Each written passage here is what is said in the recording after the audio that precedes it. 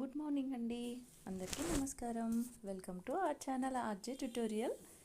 So ఈ వీడియోలో మన తెలంగాణ టెట్ అండ్ డిఎస్సికి సంబంధించిన 6వ తరగతి తెలుగు వాచకంలో ఉన్న పాఠ్యాంశాల గురించి డిస్కస్ చేసుకుందామండి మనము. సో ఇక్కడ గాను ముందుగా నవ వసంతం 1.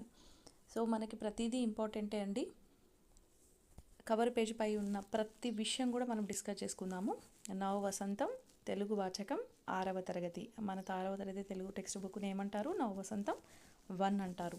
సో ఇక్కడ కవర్ పేజీ పై ఉన్న ఈ ప్రముఖుల ఫోటోలు ఉన్నాయి. ఇక్కడ రాముడిది, లక్ష్మణుడు, ఇంకా ఈ మనకి ఉడత సహాయం లెసన్లు తీసుకున్న పిక్చర్ ఇది.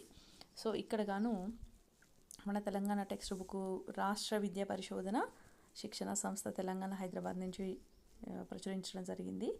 నెక్స్ట్ ఇక్కడ ఇంపార్టెంట్ అయిన విషయం ఏంటంటే మహిళాభివృద్ధి మరియు శిశు సంక్షేమ శాఖ చైల్డ్ లైన్ ఫౌండేషన్ తెలంగాణ ప్రభుత్వం నుంచి ఉంది ఇక్కడ. సో ఇది నేషనల్ హెల్ప్ లైన్ నెంబర్ ఉంది ఇక్కడ 1098. సో 1098 ఉచిత టెలిఫోన్ సేవా కార్యక్రమానికి సౌకర్యానికి ఫోన్ చేయాలి. ఏ విషయం ఎప్పుడు? సో బడిలో కానీ బడి బయట కానీ వేధింపులకు గురవుతున్న పిల్లలు, నెక్స్ట్ ఆపదలో కష్టాల్లో ఉన్న పిల్లల్ని రక్షించడానికి, పిల్లలతో పనిచేస్తున్న వారిని బడికి పంపకుండా వేరే కార్యక్రమాలకి ఉపయోగిస్తున్న ఎవరైనా ఉన్నా మీ సరౌండింగ్లో, నెక్స్ట్ కుటుంబ సభ్యులు కానీ బంధువులు కానీ ఇబ్బందికరంగా అసభ్యకరంగా ప్రవర్తిస్తున్నా కూడా ఈ 1098 నెంబర్కి ఉచిత టెలిఫోన్ సేవా సౌకర్యం కలిగి ఉన్నాం మనం. సో ఇది నైట్ అండ్ డే అంటే 24 hours ఇది పనిచేస్తూనే ఉంటుందండి ఈ national help line. So number ఒకటి గుర్తుపెట్టుకోండి, ఈ 4 పాయింట్లు గుర్తుపెట్టుకోండి. మనం రాయగలము ఈజీగానే.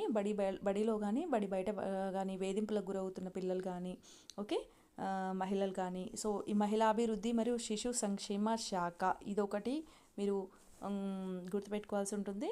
నెక్స్ట్ ఇక్కడ ఆపదలో ఉన్న పిల్లల్ని వెట్టి చాకిరీ చేయిస్తున్న పిల్లల్ని కానీ ఇది మాత్రం కొంచెం మనం ఐడియా పెట్టుకోలేము. కుటుంబ సభ్యులు కానీ, నెక్స్ట్ బంధువులు కానీ ఎవరైనా అసభ్యకరంగా ప్రవర్తిస్తున్నా కూడా ఈ హెల్ప్ లైన్ నెంబర్ మనం వాడుకోవచ్చు. సో ఇది ఈ అట్టా పైన ఉన్న ఈ కవర్ పేజీ పైన ఉన్న ఇన్ఫర్మేషన్. సో నెక్స్ట్ ఇంకా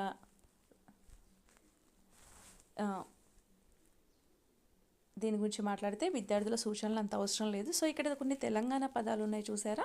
సో ఇవి మనం రెగ్యులర్గా మనం నిత్య జీవితంలో వాడుకున్న పదాలే. కొన్నిటికి మనకు నిజంగా అర్థాలు తెలియవండి. తెలంగాణ పదజాలం అన్నీ యూజ్ చేయలేం మనము. సో ఇక్కడ కొన్ని ఉన్నాయి, మనం వాటి గురించి గమనిద్దాం. చూడండి ఇక్కడ తెలంగాణ పదం అర్థం. గమ్మున అంటే మాట్లాడకుండా, గమ్మున మాట్లాడకుండా. పిరం ధర ఎక్కువ, గొట్టు కఠినం, జరంతా కొంచెం, లొల్లి మనకు తెలుసు లొల్లి అంటే గొడవ, మస్తు ఎక్కువ. సో మస్తు అంటే ఏంటి? ఎక్కువ. బిరానా రండి అంటారు కదా, తొందర. సైదం గోధుమ పిండి మనం నిత్య జీవితంలో వాడుకునే వర్డే ఇది. ముత్యమంతా అంటే కొంచెం. పైలం పదిలం జాగ్రత్త, బరిగే బెత్తం, నొసలు నుదురు, ఓకే, గజ్జెలు మనం గజ్జెలు వేసుకుంటారు కదా అమ్మాయిలు ఆడపిల్లలు, పట్టీలు పట్టాగొలుసులు. వెనకసిరి అంటే తర్వాత. పిసరంతా అంటే కొంచెం. ముత్యమంతా అన్న కొంచెమే, పిసరంతా అన్న కొంచెమే. చూస్తున్నారా? సర్ది అంటే జలుబు. నిబద్ది నిజం, ఇదొకటి గుర్తుపెట్టుకోండి, నిబద్ది నిజం. ఇమానం ఒట్టు. కమ్మ పేపరు, చెవికమ్మలు చెవిదుద్దులు. కీసా జేబు ఇదొకటి గుర్తుపెట్టుకోండి, కీసా జేబు. ఈగురం ఉపాయం. పుత్రం రుబ్బురాయి, విసుర్రాయి తిరగలి. అంగి చొక్కా, గుల్ల గంప. పలారం పలహారం. గుమ్మి గాదె, గుమ్మి. కాక వేడి. సర్గతం సర్వతం అట్లకాడ. గీర పయ్య చక్రం, గీర పయ్య చక్రం. మడుగులు మురుకులు, కళ్యమాకు కరివేపాకు, ఆగమాగం హడావిడి. సో ఇందులో కొంచెం మనకి తెలియని ఈ పదాలు ఏవైతే ఉన్నాయో 1కి 2 సార్లు చూసుకోండి. ఈ వీడియో ఖచ్చితంగా గుర్తుంటుందండి. దానికి పెద్దగా మనం బట్టి పట్టాల్సిన అవసరం కూడా లేదు. మీరు టైం పాస్గా ఏదైనా ఇంట్లో వర్క్ చేస్తూ కూడా ఈ వీడియో ఆన్ చేసుకున్నారనుకోండి, మనం వింటూ కూడా గుర్తుపెట్టుకోవచ్చు. ఓకేనా? నెక్స్ట్ ఇక్కడ కొన్ని మన జాతీయాలు ఉన్నాయి చూసారా, జాతీయాలు. అందే వేసిన చెయ్యి, అడకత్తెరలో పోచెక్క, అద్దు పద్దు, అన్నెము పుణ్యము, రెండు పదాలు ఉన్నాయి చూసారా. కొంచెం ఈజీగానే జాతీయాలకు సామెతలకు గుర్తుపట్టొచ్చు. కొన్ని మాత్రమే అట్లు అని ఉంటాయి తప్ప ప్రతి దాంట్లో సామెతల్లో అయితే ఓకే కొన్ని అట్లు చేసినట్లు ఇట్లాంటి కొన్ని ఉంటాయి. సో జాతీయాలు అయితే రెండే ఉంటాయి చూడండి పదాలు, అద్దు పద్దు, అందె వేసిన చెయ్యి, అంతే. అది జాతీయమని గుర్తుపెట్టుకోవచ్చు. ఓకే, ఇల్లు గుల్ల చెయ్యు, అరటి పండు ఒలిచినట్లు, అంటే డీటెయిల్గా చెప్పాలి. అరటి పండు ఒలిచినట్లు అంటే ప్రతిదీ క్షుణ్ణంగా తెలియజేస్తూ ఉండాలి. సో అన్నీ కూడా అర్థం ఉంటుంది జాతీయానికి. నెక్స్ట్ అరచేత నిమ్మపండు, ఉగ్గు పాలతో పెట్టు, కంకణము కట్టుకొను. కంకణం కట్టుకోవడం అంటే ఇంకా దీక్ష. ఇప్పుడు మనం కనుక డిఎస్సికి ఎలా కంకణం కట్టుకొని చదువుతున్నాం చూసారా, అది జాతీయం అన్నట్టు. కంట్లో ఒత్తులు వేసుకుని అంటే నిజంగా కళ్ళలో ఒత్తులు వేసుకుంటారా? కాదు. కంట్లో ఒత్తులు వేసుకుని అంటే అదే తదంగా ఎదురు చూడడం అని దాని అర్థం. కడుపులో పెట్టుకోను, ఓకే, కడుపులో చల్ల కదలకుండా. కత్తి నూరుట అంటే కత్తి నూరుకుంటూ కూర్చుంటారా? కాదు, అంత పగతో, అంత ద్వేషంతో, అంత ఉద్రేకంతో ఉన్నారని. ఓకే, కన్ను కుట్టు, కన్నులు నెత్తికి ఎక్కువ. అబ్జర్వ్ చేస్తున్నారా, ప్రతిదీ రెండు పదాలతో కూడి ఉన్నదే ఎక్కువగా ఉంటాయి. అదే జాతీయాన్ని మనం ఆప్షన్స్లో చూసి ఈజీగా గుర్తుపట్టవచ్చు. కానీ ఇప్పుడు డిఎస్సి అంటే ఎగ్జామ్ పాయింట్ ఆఫ్ వ్యూలో చదవాలి అంటే ఇంతకుముందులాగా కత్తి నూరుట అని ఇచ్చేది జాతీయమా సామెత అని అడగకుండా ఇప్పుడు ఎలా అడుగుతున్నారు అంటే ఈ ఈ ఒక వాక్యంలో దీనికి అండర్లైన్ చేసి ఇది జాతీయమా సామెత అని అడుగుతారు ఒక వాక్యంలో. అంతకుముందేమో డైరెక్ట్ బిట్ ఇచ్చేవాళ్ళు, ఇప్పుడు అలా కాదు. ఓకే, లేదంటే కత్తి నూరుట అనగా ఏమిటి అంటే దాని మీనింగ్ ఏంటి, అర్థం ఏమిటని 4 ఆప్షన్లో ఇస్తారు. ఓకే, అలా మీరు అట్లా గుర్తుపెట్టుకోవాల్సి ఉంటుంది. అంటే మన వాడుక భాషలోకి మీరు అర్థం చేసుకుంటే ఈజీగా మీరు బెట్టి పెట్టగలరు. కప్పల తక్కెడ, కలగూర గంప అంటే అన్నీ గెలవడం అన్నట్టు, కలగూర గంప. కాలికి బుద్ధి చెప్పు అంటే పరిగెత్తడం. కాలు గాలిన పిల్లి, కొండపిండి గొట్టు. ఓకే, కొండపిండి గొట్టు. నేతి బీరకాయ, కొట్టిన పిండి, కొమ్ములు తిరిగిన వారు, పెడ చెవిన బెట్టు, వినకపోవడం. ముక్కు పచ్చలారని, మేక వన్నె పులి, మొసలి కన్నీరు, 2 నాలుకలు అంటే మనకు 2 నాలుకలు ఉంటాయా? కాదు. ఒకసారి ఒకలాగా మాట్లాడడం, ఇంకోసారి ఇంకోలాగా మాట్లాడడం, అంటే ఆ విధంగా అన్నట్టు. ఆ అర్థాన్ని వచ్చే కింద ఉన్న ఆప్షన్స్లో ఉన్న మీరు ఆ అర్థానికి సరిపడే ఉన్న వాక్యాన్ని మీరు ఎంచుకోవాల్సి ఉంటుంది. లేదు అంటే ఇలాగైనా ఇవ్వచ్చు. సామెతన, జాతీయమా, పొడుపు కథన, ఆ విధంగా. నోటికి తాళం వేయు, చేతికి ఎముకలేనోడు, చేతికి ఎముకలే లేవంట, తెగేదాకా లాగొద్దు, తీగకు కాయ బరువా, ఎంగిల్ చేత్తో కాకిని కొట్టాడు. పిసినారి, ఓకే, పిసినారికి అర్థాన్ని ఇచ్చే కింది జాతీయాల్లో ఏది అంటే ఎంగిల్ చేత్తో కాకిని కొట్టుడు. తేనెలో నీటి బొట్టు, కుండ బద్దలు కొట్టినట్టు, అరచేతిలో వైకుంఠం. ఇది మీరు స్క్రీన్ షాట్ తీసుకోండి. 1-2 సార్లు మీరు ఖచ్చితంగా చూస్తే ఇట్టే అర్థమైపోతుంది. సో దానికి మీరు అంత ఇబ్బంది పడాల్సిన అవసరం లేదు. ఏదైనా మనం వింటుంటే రోజు రెగ్యులర్గా వింటూ ఉంటే ఖచ్చితంగా మనకి ఈజీగా అర్థమైపోతుంది. సో ఇక్కడ చూసారా, విద్య వల్ల ఎదగాలి, వినయంతో మెలగాలి, చట్టాలను గౌరవించాలి, హక్కుల్ని పొందాలి. విద్య వల్ల ఎదగాలి, వినయంతో మెలగాలి. సో ఈ టెక్స్ట్ బుక్ అంతా మీకు నేను డీటెయిల్గా చూపిస్తున్నానండి. ఎవరైతే టెక్స్ట్ బుక్ లేని వాళ్ళు ఇంపార్టెంట్ పాయింట్స్ని స్క్రీన్ షాట్ తీసుకోండి. ఓకే, సో ఇంకా ఈ వీడియో చివరి వరకు చూడండి. ఖచ్చితంగా మీకు నచ్చుతుందని నేను ఆశిస్తున్నాను. ఖచ్చితంగా మీరు లైక్ చేసి మీ ఫ్రెండ్స్కి షేర్ చేసి అండ్ నా ఛానల్ని సబ్స్క్రైబ్ చేసుకోండి.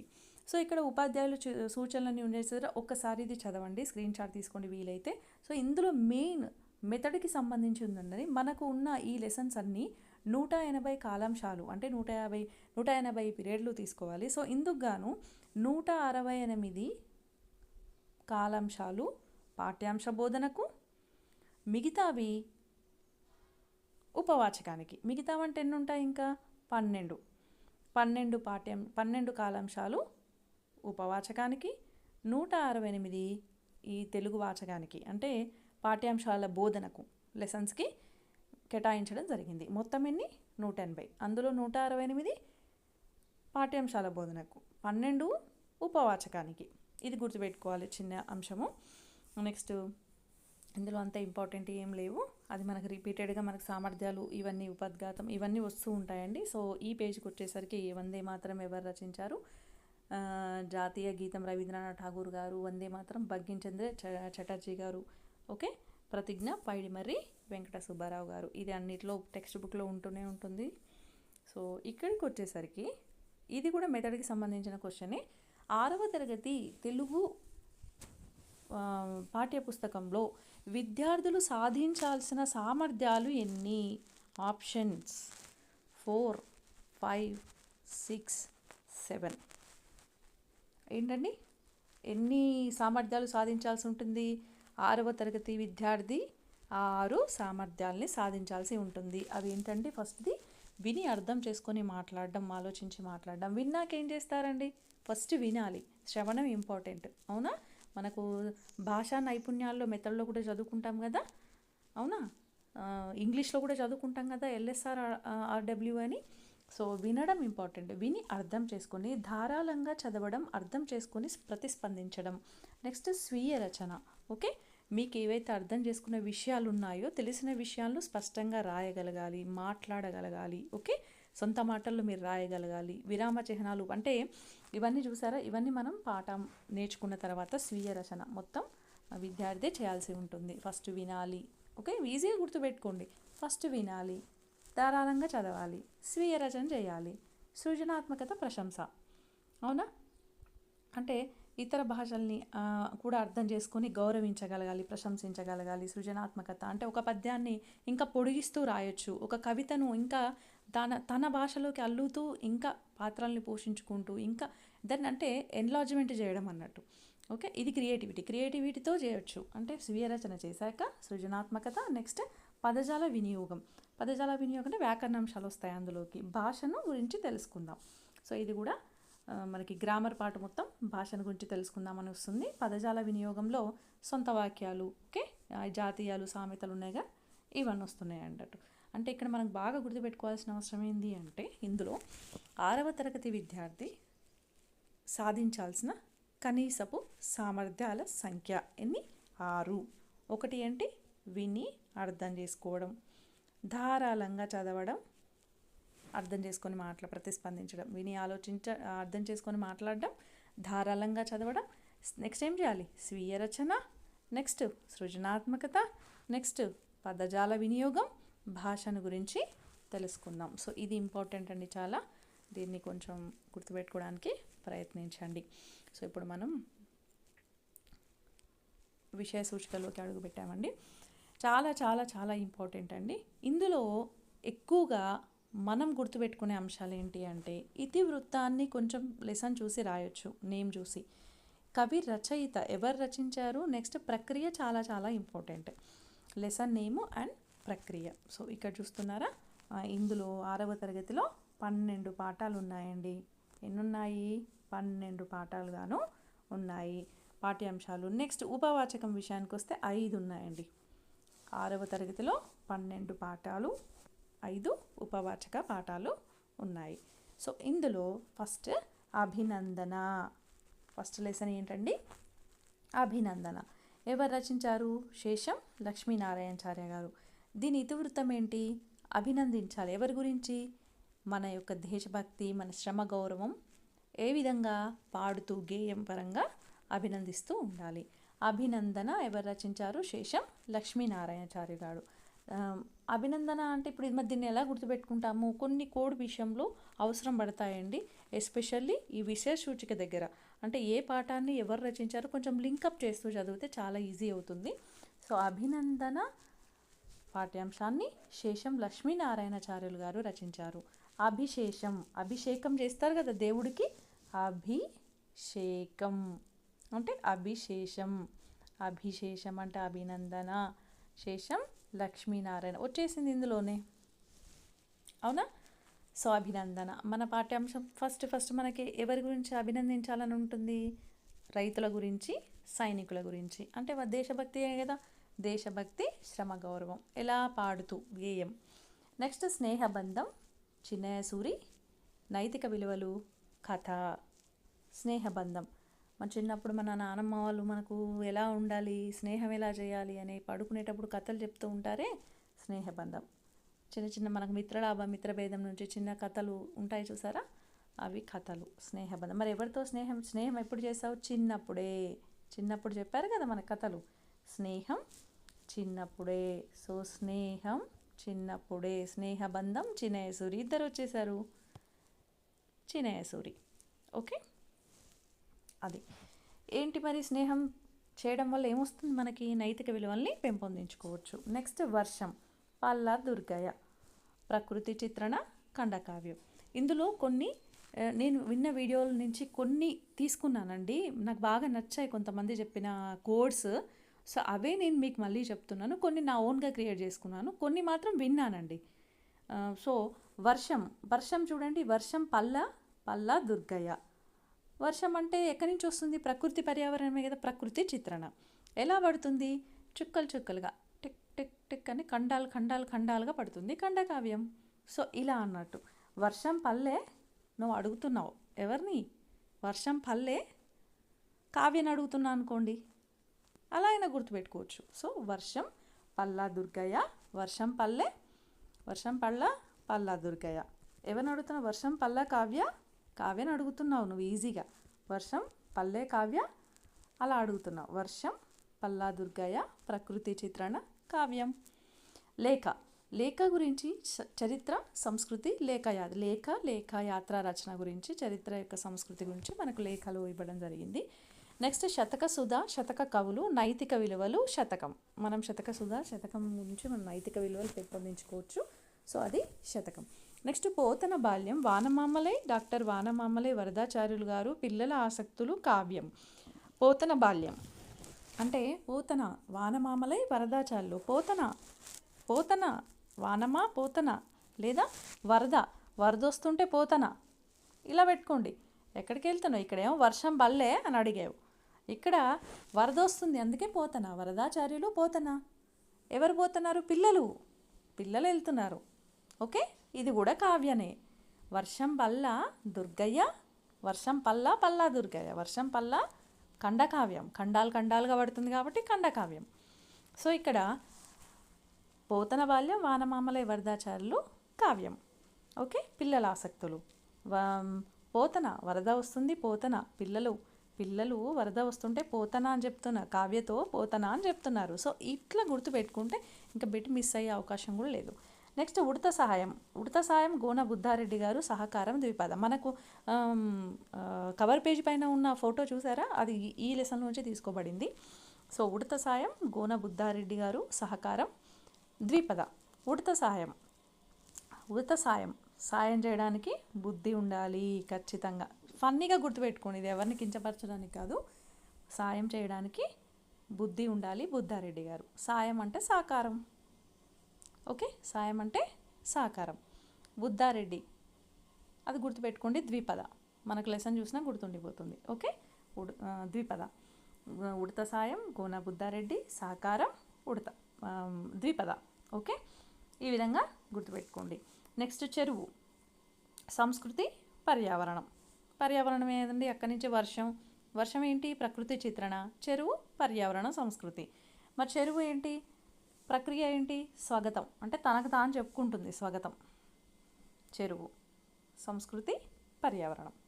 ఓకే, నా గతం ఇట్లుంది, స్వాగతం. చెరువు నేను ఇలాంటిదాన్ని, నేను అలాంటిదాన్ని అని చెప్పుకుంటుంది కదా, సో స్వాగతం. ఓకేనా.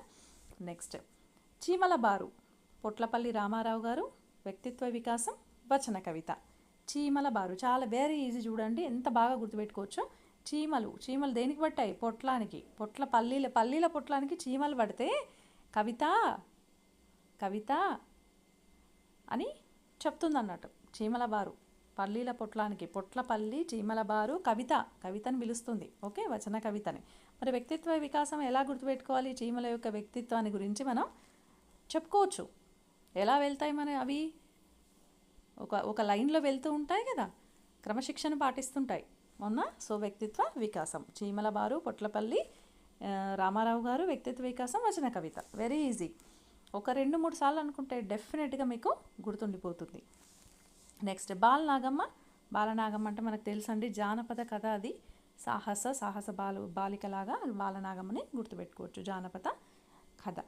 నెక్స్ట్ పల్లెటూరి పిల్లగాడ, సుద్దాల హనుమంతు మానవీయ విలువల బాల కార్మికులు పాట అండి. ఇది మొన్న టెట్కి వచ్చింది, టెట్కి అడిగిన బిట్ ఇది, రీసెంట్గా జరిగిన టెట్ బిట్ ఇది. ఓకే, పల్లెటూరి పిల్లగాడ ఏ ప్రక్రియకు చెందినది అంటే పాట, గేయమా? చూడండి, పాట. ఓకే, పాట. ఈ 6th క్లాస్లో ఓవరాల్గా పాట అనేది ఒకటే ఉంది, అది పల్లెటూరి పిల్లగాడ పసులగా సేమోనగాడ వస్తుంది చూడండి నెక్స్ట్. ఓకే, నెక్స్ట్ వీడియోలో మనం ఖచ్చితంగా చూద్దాం. సుద్దాల హనుమంతు, ఆ పిల్లగాడి పేరు ఏంటంట? హనుమంతు. ఓకే, హనుమంత్ ఎవరు? బాలకార్మికుడు. మానవీయ విలువలు బాలకార్మికుడు. పల్లెటూరు పిల్లగాడు అంటేనే ఇక బాలకార్మికులు, వెట్టి చాకరీ చేసేవాళ్ళు కదా అప్పుడు. సో అది ఎలా అంటే పాటలాగా. ఇది మూవీ కూడా ఉందండి, మీరు వీలైతే ఎప్పుడైనా ఈ సాంగ్ వినండి, కొట్టగానే వచ్చేస్తుంది మనకి యూట్యూబ్లలో. నెక్స్ట్ కాపాడుకుందాం. మరి ఏం కాపాడుకుందాం? ఫైనల్గా పర్యావరణాన్ని కాపాడుకుందాం.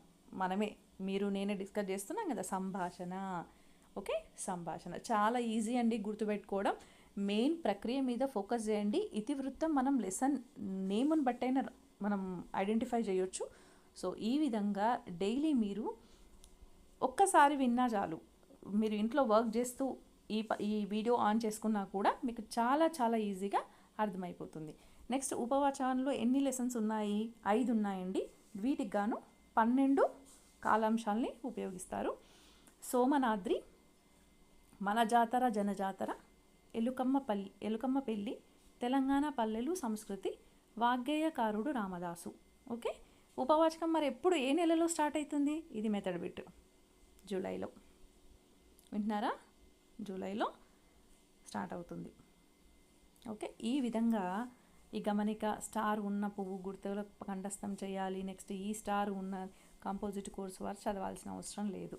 ఇది ఈ పేజ్ మీకు, ఈ ఇమేజ్ అనేది ఖచ్చితంగా మీ మెదడులో ఉండిపోవాలి. ఎన్ని లెసన్స్ ఉన్నాయి? 12 లెసన్స్ ఉన్నాయి.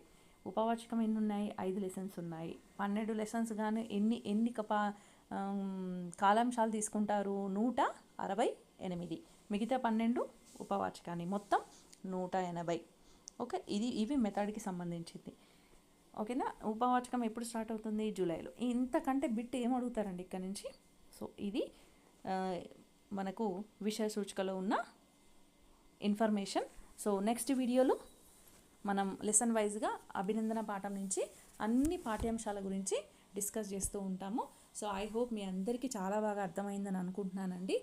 డెఫినెట్గా నా ఛానల్ని సబ్స్క్రైబ్ చేయండి, మీ ఫ్రెండ్స్కి షేర్ చేయండి. ఓకే, ఒక లైక్ ఇవ్వండి. Thank you so much. Bye bye.